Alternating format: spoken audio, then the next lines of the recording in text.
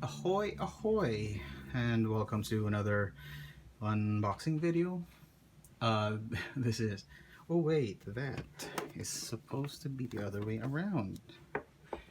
And for those of you who didn't recognize the front art, this is the Eraserheads headset, which collects the up to this point the complete output of the Eraserheads. For those of you who are watching overseas, there a lot of people are watching outside of the Philippines. I keep forgetting to mention that. But if you have not heard of the Eraserheads, they're considered by many as the what the Philippines' answer to the Beatles is. It's kind of cringy, but it's yeah, based on their quality of their output and the relatively short time that they were in the industry as a band. They yeah, it's comparable. But anyway, they they had a reunion back in the mid aughts, and this collection was released just around the same time, but it doesn't include the live album as it should have been. Yeah, the live album. There was also a DVD, which is somewhere in my DVD stack, but I can't find it. But yeah, this is a live concert, which was famously cut off because the lead singer Eli Buendia, he suffered a heart attack, I think, just as they closed the set with the last track. So that's that. And the artwork, the front artwork, well, the artwork all around was drawn by Arnold Are, whom, well, I first heard of his work through a comic book called Batch 72, and the writer of this comic book was Budget Dan, who famously is one of the co-creators of the cartoon Trece. And then his now wife, Cynthia Bauzon, who designed the package, is the illustrator of the only Eraserheads book, Fruitcake. So yeah, and which is also an accompanying book for one of the albums in this collection. So yeah, let's get the unboxing on. So the packaging is it's a tin can, basically, released by Sony Music in 2010. Okay, wow. So I thought for sure this was in the mid-aughts, but yeah, 2010. Okay, it's not not as old as I thought. So it's a flip-top box, you know, like a cookie jar, cookie tin, and the E lettering is embossed. It's supposed to be reversed, if you know, for those of you who are not in the know. So the packaging is capped by a paperback, a square bound book, and thankfully the binding isn't falling apart. You know, a lot of local publications, well, yeah, it's kind of rounded here.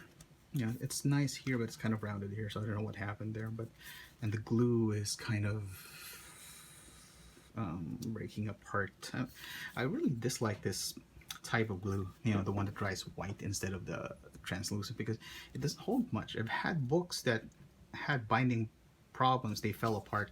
So the thing is, you know, if this falls apart, I'll have to repair it at some point.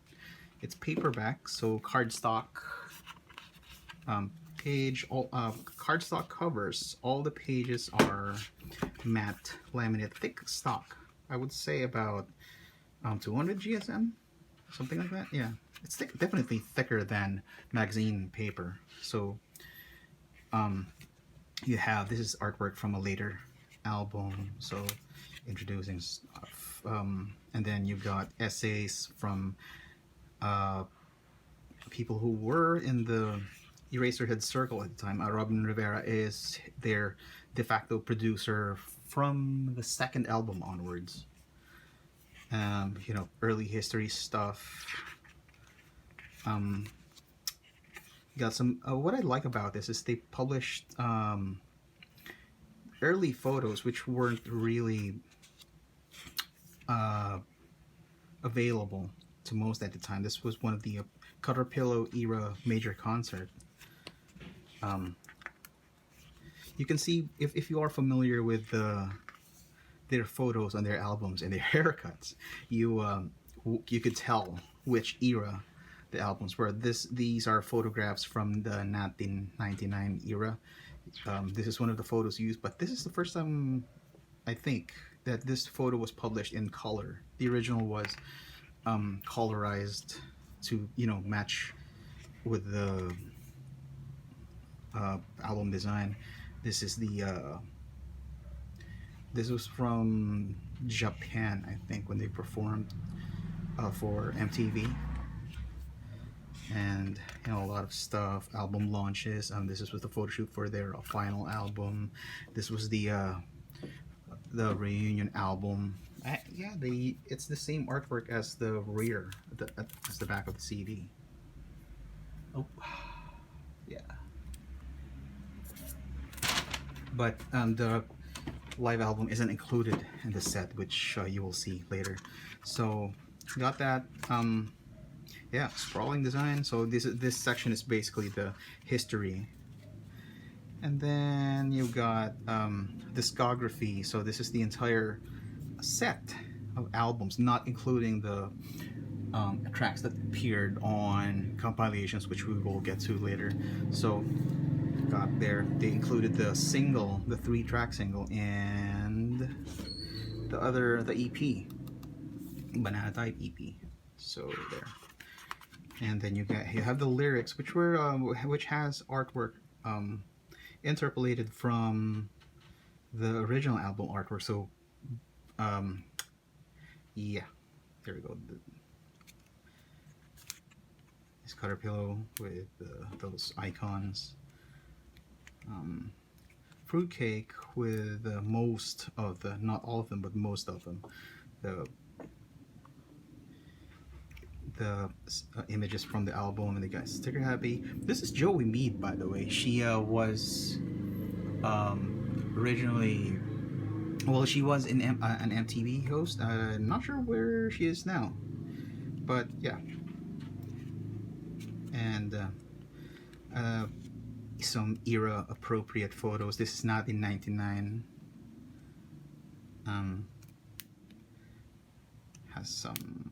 And then this is carbon stereoxide, which is the final album.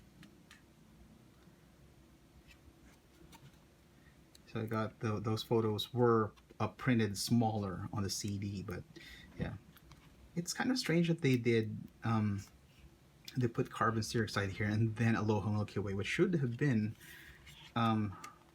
just before 1999. You know, just to be in a chronological sense, because yeah, this was meant to be their international album. It's nice that they kept the original photos in here, you know, because and then the EP is also out of order. It should have been right before Sticker Happy. And then there's a collection of the odds and ends, sort of like their version of Past Masters. Beatles Past Masters. They have the single, the recording information, including unique 3 alternate mixes of their tracks from Aloha Milky Way, and a track, bonus track. I think this was a demo, but they released it as an actual single from when they released the Eraserheads Anthology Volume 1. So yeah, that's the booklet. Got some more photos, archival photos. This was in the Pillbox magazine. Yeah, out of order, I'm afraid. But hey, okay. So I didn't know they were at the Imagine Monument there, but the paper stock is thick, which is very nice. You know, it feels like a photo book. And this is the section with all the fans. Well, you know, fan photos. And I know some of these people, actually. Yeah. Yeah, or at least I met some of these people. So, yeah, fan photos. Lots of fan photos. There you go. And this is the image that was used as the basis for the back of the can. So, we got credits. See, it was remastered by Angie Razul. And if you have the original albums, you should really give these albums a listen. Yeah. Okay, that's the book. And then this was the original promotional thing that came with the pizzas. Now you'd have to order one of these sets. One of those sets. Is that readable? It's catching the glare, but okay. You have to order one of these sets, and you get this for free. Okay, I was thinking I paid a nominal amount. Yeah, no. You have to complete the stickers, but oh man, I can't remember. 6 stickers. No, they. I only purchased this once. I didn't have to collect stickers or anything. So yeah. Yeah, I think that was a one-time deal. Pretty expensive if I remember correctly. Around, I don't know, 3,000, 4,000. If anyone could tell me how much it was, because I don't remember. This is not part of the box set. This is just your usual silica gel. You know, because the thing is, you have to have that because it comes with a T-shirt, which is too small for me. But yeah, it's a T-shirt with the headset design. I think this is the first time I've ever unfurled this set. So here it is. So this shirt is more than 12 years old, and I have not worn this, opened this at all. So that's a T-shirt right there. Can you see the bottom? Yeah, there it is, which is nice. It forms a E and all that. So, and then we get to the meat of the collection, which is the CDs. This is also not part of the set. It's just I added it there because the packaging is just too, as you can see, it's a bit flimsy. So you have ultra electromagnetic pop. These are just bare bones CDs. As you can see, they're just that's it. They have the same design, front and back. So the only difference is the cover. It's there's a spot gloss coating. As you can see, it catches the light, but this part doesn't. So there's ultra electromagnetic pop, circus, cutter pillow, fruitcake, banana type EP, sticker happy, Loha Milky Way. I don't think these were remastered, but you know, because during this time mastering was already pretty much a thing. But okay, 1999, carbon dioxide. The compilation, Dirty Little Treasures, which includes the odds and ends compilation appearances, movie soundtrack appearances, B-sides. That was a B-side.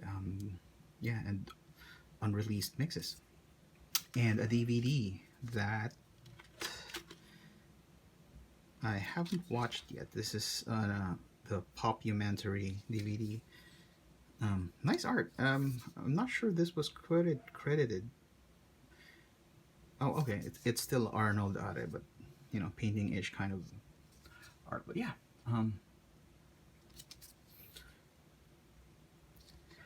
Yeah. Okay. Now,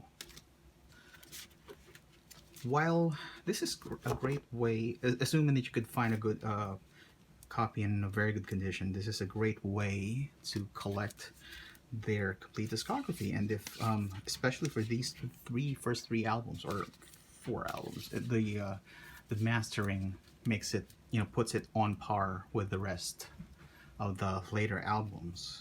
So but with it, even though it's a pretty good set, but I do have a lot of misgivings about the design. For one, it doesn't have the packaging that you'd get on the original albums.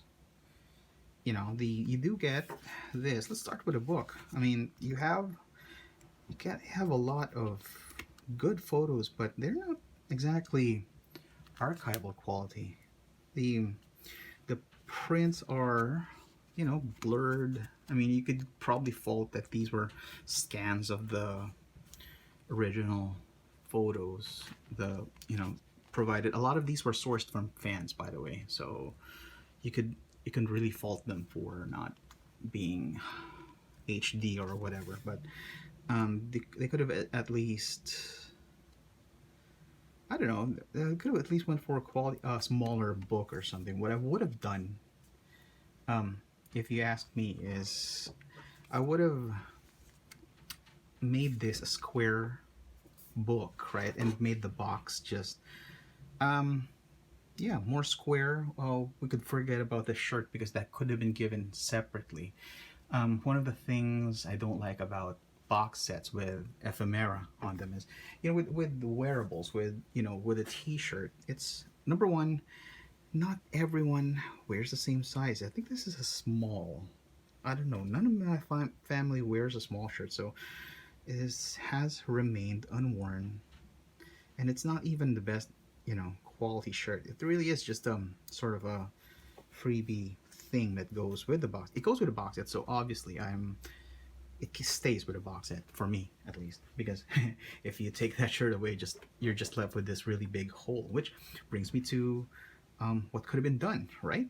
The box could have been smaller, like this, and they could have. The thing with these is, what I would have done is I would have packaged them differently. Not these. I would have just went with a full bleed art, and then something that, I don't know, replicates the original back of the CD. Or, you know, if you're going for mini LP look, you could have gone with a vinyl look. You know, whatever the packaging is. I don't think the others had vinyl, but at least, no. No, this had a vinyl release recently, but not during the time that this was produced. So yeah, you can't fault them for that. But at least they could have gone for a CD, original CD design. This the back of this should have had the same border, same as the back, with a track listing on it. This would have had the icons, the orange background with the icons, you know, and yeah, so on and so forth. The problem is they just went with the generic look that, and the quality of the print. Wow, they could have adjusted at least calibrated the colors. They look orange here. See that? They look orange, and the colors, they look like pirated copies. You know, they could, and this one they could have kept that silver print on the album cover, but no, they didn't, right? And Banana Type, they could have because this is a single, it's rectangular, so they could have just, I don't know, arranged it so that the,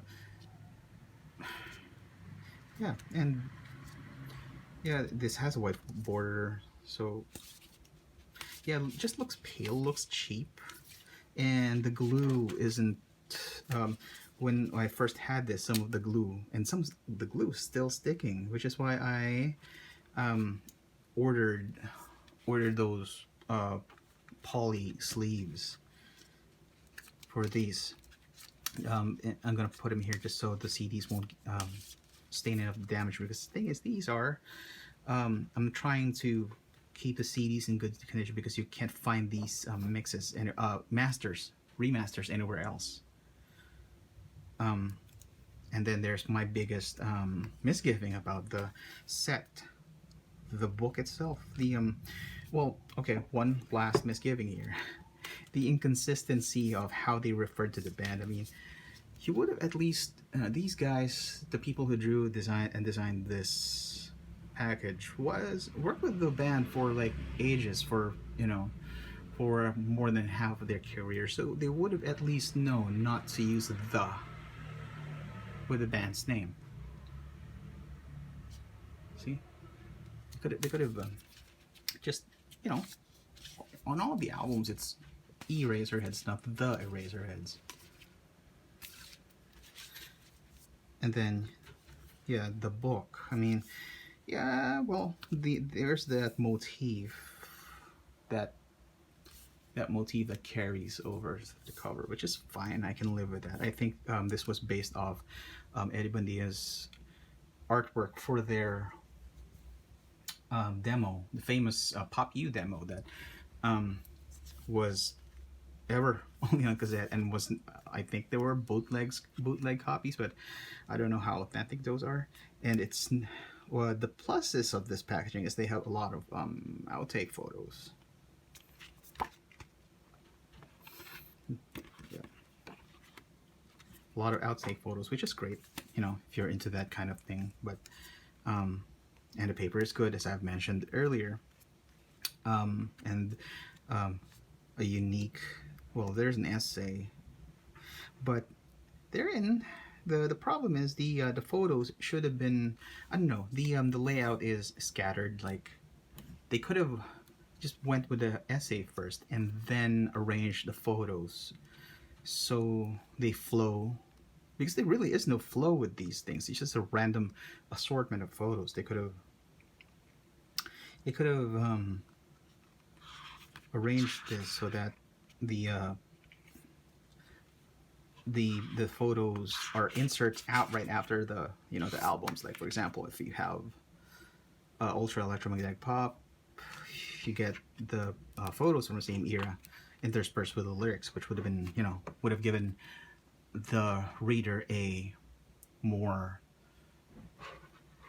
let's say, a journey. I would say, yeah, the you know would have been chronological. Would have made sense why they changed over the years. So, and the cover, the reproduction is not very good. I mean, it has a better color than say this, because this is, wow, this is pale compared to that. I don't have the CD, and I have the cassette somewhere, I don't know. But and then the fonts, I get what they were going for with using the same font throughout the book. That font, it's the same font as the lyrics. But I mean, look at that, man. It would have been nice if they used the original font like it was on the album, and then you got cover elements that are missing. Okay, Circus, for example, would have been nice if they preserved the cover, because you want to, you don't have the full cover experience on the cardstock sleeves, so you would have at least preserved it here, right? So you got these same font, which kind of takes you out of the whole journey experience. But then again, you also have these unnecessary stuff that were not in the original packaging, like this, the punks off. It's a spoken word piece. Someone actually transcribed the whole thing, which I don't know. It feels cringy. because yeah, it just felt cringy, and it didn't even transcribe the other part. See, this is uh, sort of part 2 and 3 of the Punk Zappa thing, and they didn't transcribe that, so kind of gone lazy on that part. And then you got Caterpillar. Um, yeah, and there are also a lot of typographical errors, and the scans. I mean, what did they do the 72 pixels per inch? Because it's very. If you take a look, real close look, I'm not sure if it's visible on screen, but it's pixelated. God, you know, would have been would have looked great. And things like this, there shouldn't be a second line. There should be just straight. It kind of, yeah. Um, there are some, yeah. Even the icons. I mean, geez, those are terrible, terrible quality.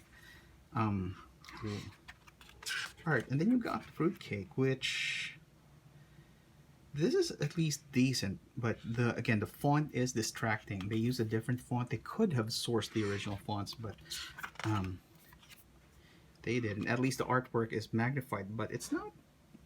You know, it's blurry. It's like they are sourced from scans, low quality scans. I mean, if you are going to scan a book, make sure you're using or if you're using scan and you're planning on blowing it up, you should at least scan it at the very least 600 pixels per inch. 300 would, and then blowing it up, it's not going to look good. And this is even lower. And they probably had the better quality files here. As you can see with this photo, they had I didn't even know there were wires in here. And then you got this faux tape thing that they made it look like it's a pre-production thing with the tape, and they did it for the other albums as well. Then this, it's not really even this. I mean, the original was digital for this. They could have sourced the original scans, or they could have had it on their files. I mean, they could have just. It looks like a cheap scrapbook, to be honest. And which brings me to another misgiving. Okay, here's the thing. This part, if you take a look, the text is typeset with higher resolution, so it's not consistent with the other parts. See, pixelated. I think someone rastered, either the text was rastered before exporting, or they started with low resolution files to begin with. But this is not. This is good resolution right here. Although the problem is some asshole transcribed the lyrics. They could have just asked for the lyrics, but no, they transcribed it, and there were a lot of mistakes. One of the biggest ones, I think, was okay. So they started with high resolution here, and then low resolution right here, and they even have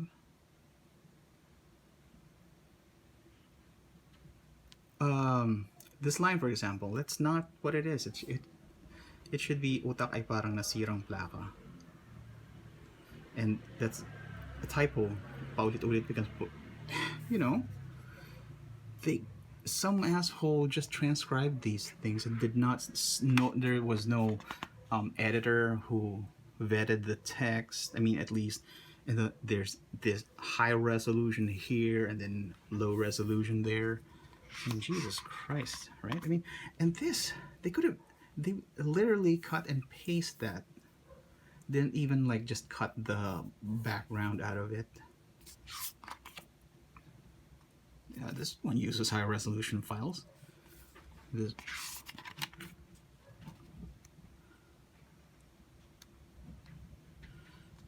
See, big difference. I mean, you got high resolution here, not so in here. I mean, I don't know what the design logic was, but yeah, there it is. I mean, what could have been done is they could have just created two smaller, slimmer books, one with the lyrics and the original album art. Like if you're familiar with the Beatles box of Vision, it had two books: the Catalography, which is negligible, and then the hardcover book with the complete original vinyl album art. I know this is not released on a vinyl, but they could have put the original art. The Circus album has a spread that could have been a fold out page, or they could have spread it with a very similar layout between a number of pages. Instead, what we get is a packaging with quite a big number of typographical errors and low quality print. They could have done it one with the covers on it and the other with all the supplemental content, like for example, this essay should have been on a separate book along with the bonus photos, right? I mean, there are a lot of bonus photos here, the archival photos right here, and they could have taken out some of the photos that were already used in the pillbox. They could have also have included a reproduction of the pillbox magazine. I don't have mine with me anymore, but I used to have the Eraserheads pillbox magazines. They could have included that too, but they didn't. So yeah, that kind of ticked me off. So ultimately, you're just left with this. The execution was somewhat disappointing, overall, but considering that what you get remasters of the first few albums, so this is so far the best sounding ones and the most complete that you can get. Obviously, you'll also need to get the reunion concert CD, but I don't really consider live albums as proper canon, and of course it doesn't have the Esquire singles that were released much more recently. So yeah, overall, well, if they are planning on a redesign of the entire thing, I will be glad to be involved with the redesign. I already have some ideas, and yeah, I could make this one probably the greatest box set ever. So right now I'm not, I would rate it, I don't know, 6 out of 10. I mean, the only saving grace is you get the complete stuff, the complete songs, which can be difficult to source physically. You have the albums on streaming, but I think a lot of the streaming albums they used these as the masters. So yeah, that is our overview, a lengthy overview of the Heads box set. So the headset, and yeah, if you made this far, well, thank you for watching, and we'll see you in the next video. And for now, take care.